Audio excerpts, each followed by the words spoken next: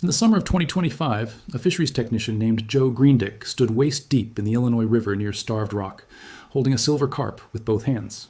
The fish was nearly 2 feet long, built like a torpedo, and in any other decade it would have been one of thousands, just like it thrashing in the current around him. But something had changed in the numbers. The electroshocking surveys his team was running that August were turning up fewer fish than the same stretch of river had produced in years past. Not zero, not close to zero, but fewer. A direction that every fisheries biologist who had spent a career watching this invasion had never honestly expected to see. Because for nearly 2 decades, Asian carp in American rivers only moved in one direction, and that direction was more. More fish, more biomass, more river dominated, more native species crowded out, more panic at the doors of the Great Lakes, more. That was the only story the data ever told. Until, quietly, in specific corridors of the Illinois River system, it stopped being true. And the reason it stopped being true had almost nothing to do with the billion-dollar barriers being built downstream, the millions of pounds of commercial harvest, or any of the management programs that had spent years trying to turn the tide. The reason was something that had been happening in the background for over a decade, in a program designed for an entirely different purpose, run by agencies that were not talking to each other, producing an effect that nobody planned for and nobody recognized until the data made it impossible to ignore. To understand why this matters, you have to go back to where the invasion started. Asian carp, primarily silver carp and bighead carp, were brought to the United States intentionally. That is not a rumor or a conspiracy. It is documented history. Beginning in the 1960s and expanding significantly through the 1970s, fish farmers and sewage treatment facilities in the American South imported these species from Asia specifically because of what they ate. Silver carp filter, phytoplankton and algae, bighead carp filter, zooplankton. Both species were ideal for keeping aquaculture ponds clean and sewage lagoons biologically stable without chemicals. The logic was sound. The execution went sideways in ways that were entirely predictable in hindsight, and apparently not predicted at the time. Flooding events in the late 1980s and 1990s connected aquaculture facilities to natural waterways. Fish escaped. Fish bred. Fish moved upstream and downstream with no natural enemies, no diseases they had evolved alongside, and an unlimited food supply in river systems that had spent decades recovering from industrial pollution under the Clean Water Act. The cleaner the rivers got, the more plankton bloomed and the more carp thrived on that bloom. The American conservation effort had inadvertently laid a banquet for an invasive species to feed on. By the early 2000s, the scale of what was happening in the Illinois River was not a matter of debate. The Illinois Natural History Survey had been running one of the longest continuous freshwater monitoring programs in American history since 1957, electroshocking river reaches and counting fish biomass with consistent methodology decade after decade. That consistency is what made the carp data so alarming. You were not comparing apples to oranges. You were watching the same measurement, taken the same way, in the same places year after year, and the number for Asian carp kept climbing. By 2007, researchers were estimating that silver and bighead carp made up somewhere between 60 and 70% of total fish biomass in the most heavily invaded sections of the lower Illinois River. That is not a fish in a river. That is a river that has been converted into a carp habitat with some other species still barely hanging on in the margins. The damage extended beyond the numbers. When silver and bighead carp dominate a water system, they do not simply outcompete native species for food. They restructure the food web from the bottom. Both species are filter feeders, working at the base of the aquatic food chain, consuming the plankton that every other level of the ecosystem depends on in some way. When carp biomass is high enough, the plankton base collapses. With less plankton, there is less food for the small fish that eat plankton. With fewer small fish, there's less food for the medium-sized predatory fish that eat small fish. The whole pyramid compresses. At the same time, the constant physical disturbance of carp feeding increases water turbidity, meaning how murky the water is. Suspended sediment particles block light penetration. Aquatic plants that need sunlight to grow through the shallow water column begin to die back. Those plants provide habitat for invertebrates. Those invertebrates feed juvenile fish of dozens of species. By 2006, in the worst affected sections of the Illinois River, average light penetration depth during peak carp season had fallen below 20 centimeters. That is less than the length of your forearm. The submerged plant beds that had existed in those backwater habitats for generations were largely gone, and with them went the foundation that the rest of the native food web was built on. The commercial harvest response was real and sustained. Commercial fishers, working under contract with state and federal agencies, had been pulling Asian carp from the Illinois River at industrial scale for years. The numbers from 2025 capture how significant that effort was. In just the first half of 2025, more than 3.1 million pounds of invasive carp were removed from the lower Illinois River pools alone. The full year 2024 had seen more than 6.3 million pounds removed from that same stretch. Since the lower river removal program launched in 2019 through the end of 2024, nearly 30 million pounds of carp had been pulled out. And the upper river program, running since 2010, had crossed nearly 16 million pounds of removal by the same point. The Invasive Carp Regional Coordinating Committee announced in late 2025 that the combined Illinois River removal programs were approaching the 50 million pound mark across 15 years of operation. 50 million pounds. That is not a small number. That is a committed, expensive, sustained multi-agency extraction effort operating year-round. And it was not enough. Not on its own. Because the math of what adult carp removal actually accomplishes has always had a ceiling. You can remove millions of pounds of adult fish, and the population rebuilds from the juvenile cohort. A female silver carp reaches reproductive maturity in 2 to 3 years. A healthy adult female produces hundreds of thousands of eggs in a single spawning event. If enough of those juveniles survive to adulthood, the removal program is essentially running on a treadmill, taking out adults at one end while the population reloads from the spawning season at the other. Commercial harvest targets fish that are already adults, already past their most vulnerable life stage, already contributing to a population pipeline that continues producing behind them. It slows the invasion. It has genuinely worked in the upper river to push the leading edge of the adult population back from the electric barriers protecting the Great Lakes corridor. But removal alone was never going to reverse what had happened in the lower and middle river. Something had to interrupt the pipeline itself, specifically the survival of juvenile carp in that critical first year of life. That is exactly what began happening in the Illinois River, in specific corridors, in ways that the monitoring data eventually recorded, but that took years for anyone to connect to a cause. The first signals appeared in electroshocking survey data from 2017 and 2018. In several monitored reaches of the lower Illinois River, catch per unit effort numbers for silver and bighead carp stopped rising and showed a measurable directional decline across multiple consecutive sampling periods. Not a collapse, not an elimination. A statistically significant softening in the metric that researchers had watched trend the wrong way for more than a decade. The first response from experienced biologists was to check the methodology. Had something changed in the sampling protocol? Were they sampling fewer hours? Had the fish moved to different parts of the reach? The decline held under scrutiny, and the removal data could not explain it. Harvest intensity in those specific sections had not meaningfully increased. The numbers were moving for a reason that was not visible in the management records. What was visible, if you knew where to look and happened to be paying attention to the right databases, was a stocking program that had been quietly running since 2010, with no connection whatsoever to Asian carp management. The Illinois Department of Natural Resources had launched an alligator gar restoration initiative, starting with roughly 6,000 juvenile fish stocked into carefully selected backwater habitats along the Illinois River, connected floodplain lakes over a 3-year period. The program was justified entirely on biodiversity grounds. Alligator gar, the largest freshwater fish native to North America, capable of growing beyond 8 feet in length and living for nearly a century, had been functionally extirpated from Illinois waters by the 1970s. Decades of habitat loss, dam construction, water quality degradation, and direct persecution had removed the species from a river system where it had been an apex predator for millions of years. The restoration program existed to fix that ecological gap. It had nothing to do with silver carp. The agencies running it were not coordinating with the agencies managing the carp invasion. They were pursuing completely separate mandates. The biological mechanism behind the connection matters, and it is worth understanding clearly. Adult Asian carp in open water are difficult prey. A mature silver carp moving at speed through the main channel of a large river is not a realistic target for most native predators. It is big, fast, and there are thousands of them. But a juvenile carp in its first 12 months of life is an entirely different animal in every relevant way. It is small, relatively slow, and it concentrates in backwater habitats. The shallow, vegetated, low-current areas adjacent to the main channel where young fish of most species spend their earliest months. Those same backwater habitats are precisely where alligator gar evolved to hunt.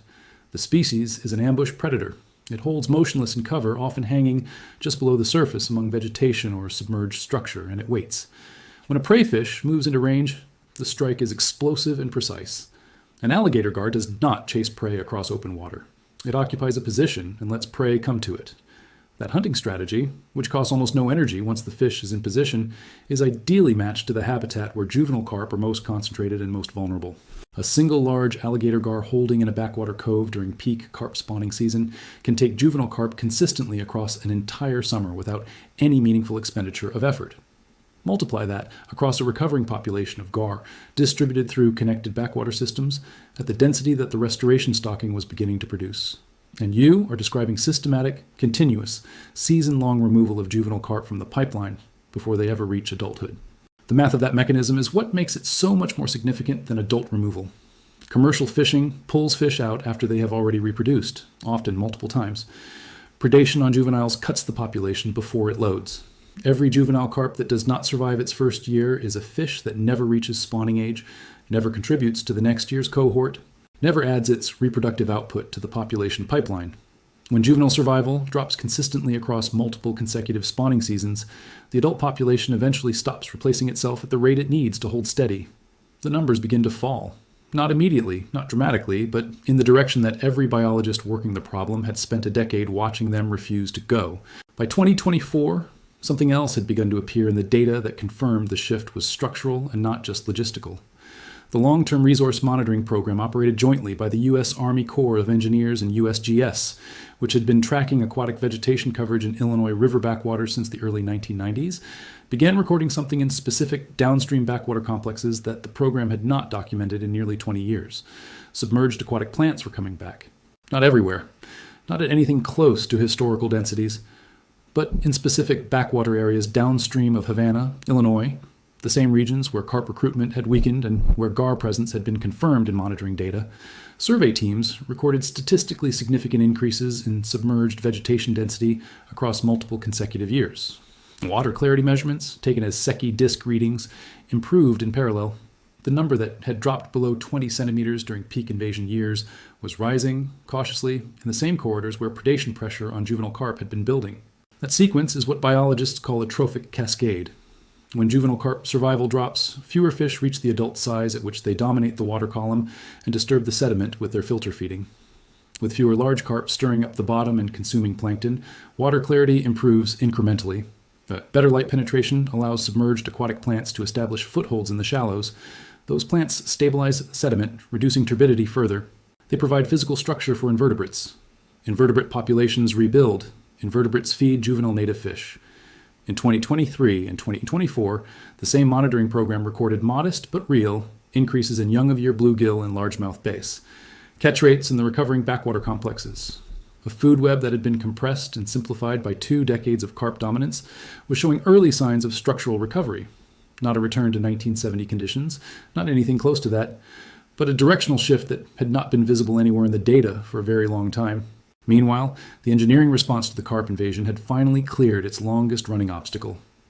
The Brandon Road Interbasin Project, the $115 billion deterrent system designed to prevent invasive carp from reaching the Great Lakes through the Chicago waterway corridor, had spent years caught between planning, funding negotiations, and political timing.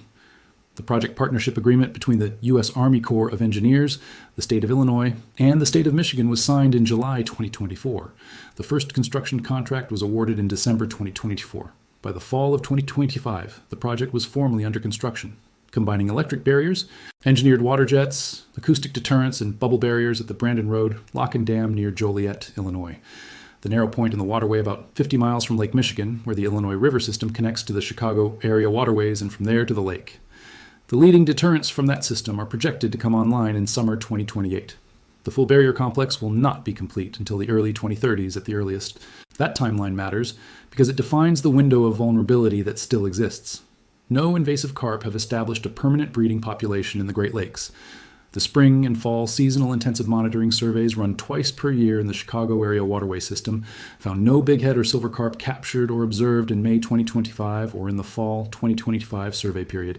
That is a result that managers describe carefully as good news that requires continued effort, not a declaration of success. The gap between where the biological recovery stands and where it needs to be is still significant, and it is honest to say so clearly. Alligator gar researchers have estimated that the species would need to reestablish at functionally meaningful densities across several hundred miles of connected river habitat to generate population suppression effects relevant to Great Lakes protection. Current JR recovery efforts cover a fraction of that range. The 2025 stocking of 81 fish into the Cache River in southern Illinois was part of a continuing program, but a modest increment in the overall population picture. Female alligator gar need roughly 11 years to reach sexual maturity.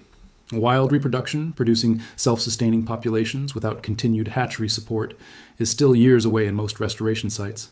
The biological timeline for the gar recovery to reach the density required for full ecosystem-scale carp suppression is measured in decades, not years. That is not a criticism of the program. It is an acknowledgement of what 100 years of ecological disruption actually takes to reverse. There's a layer of evidence beneath the electroshocking surveys and the vegetation data that adds something the physical nets and sample counts cannot provide on their own.